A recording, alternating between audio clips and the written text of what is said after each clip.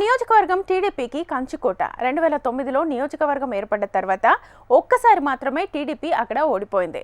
2014 నుంచి వరుసగా గెలుస్తూ హ్యాట్రిక్ సాధించింది. ఇక్కడ టీడీపీని ఓడించి వైసీపీ జెండా ఎగరేయాలనే లక్ష్యంతో మొన్నటి ఎన్నికల్లో ఏకంగా మహిళా మంత్రిని రంగంలోకి దింపిన పసుపు పార్టీని ఓడించలేకపోయారు. దీంతో ఆ నియోజకవర్గాన్ని ఇప్పుడు మరో సీనియర్ నేత మాజీ మంత్రికి కేటాయించారు జగన్. కనీసం ఆయన్నైనా టీడీపీ అడ్డాలో జెండా ఎగరవేస్తారా? అధినేత పెట్టుకున్న నమ్మకాన్ని నిలబెట్టుకుంటారా? ఇంతలా చెప్పుకుంటున్న నియోజకవర్గం ఏంటి? ఎవరా నేత? ఏంటా కథ? గుంటూరు పశ్చిమ నియోజకవర్గం పూర్తిగా అర్బన్ ఏరియా. తొలుత గుంటూరు 2గా ఉండే ఈ నియోజకవర్గం 2009లో గుంటూరు పశ్చిమంగా మారింది. 2009లో మాత్రమే కాంగ్రెస్ నుంచి సీనియర్ నేత కన్నా లక్ష్మీనారాయణ విజయం సాధించారు. ఆ తర్వాత జరిగిన 2014, 2019, 2024 ఎన్నికల్లో టీడీపీ వరుసగా గెలుస్తూ వచ్చింది. 2014లో టీడీపీ నుంచి మోదుగుల వేణుగోపాల్ రెడ్డి ఎమ్మెల్యేగా గెలిస్తే 2019లో మద్దాలి గిరి విజయం సాధించి అనంతరం వైసీపీలో చేరారు. పార్టీ ఆవిర్భావం నుంచి ఈ నియోజకవర్గంలో గెలవని వైసీపీ ప్రతిష్టాత్మకంగా తీసుకుని 2024 ఎన్నికల్లో మాజీ మంత్రి విడుదల రజనీని బరిలోకి దింపారు జగన్. చిలకలూరిపేట సిట్టింగ్ స్థానం నుంచి ఆమెను గుంటూరు పశ్చిమకు షిఫ్ట్ చేశారు. కానీ జగన్ అభ్యర్థి మార్పు ప్రయోగం విఫలమైంది.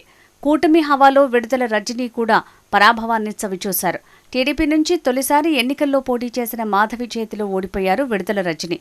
ఓటమి అనంతరం విడుదల రజనీ తన పాత నియోజకవర్గం చిలకలూరిపేటకు యూటర్న్ తీసుకున్నారు రజనీ. దీంతో ఇదే నియోజకవర్గ బాధ్యతలను మరో సీనియర్ నేత అంబటి రాంబాబుకు అప్పగించారు జగన్.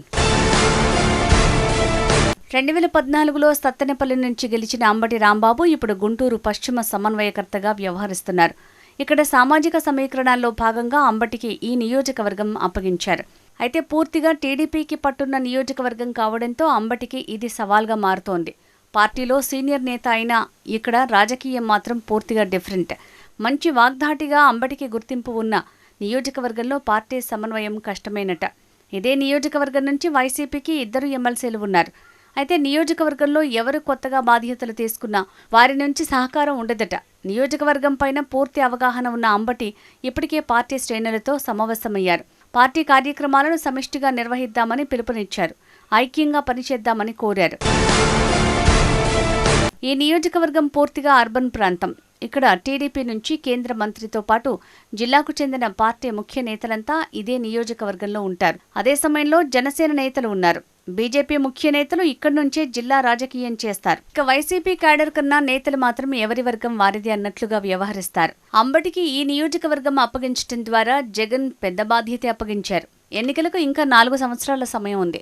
ఇప్పటి నుంచే అందరినీ కలుపుకొని వెళ్తూ త్వరలో జరిగే కార్పొరేషన్ ఎన్నికల్లో అంబటి సత్తా చాటాల్సి ఉంటుంది. ఆ తర్వాత పరిస్థితులకు అనుగుణంగా అసెంబ్లీ ఎన్నికల వరకు కొనసాగించే నిర్ణయం ఆధారపడి ఉంటుంది.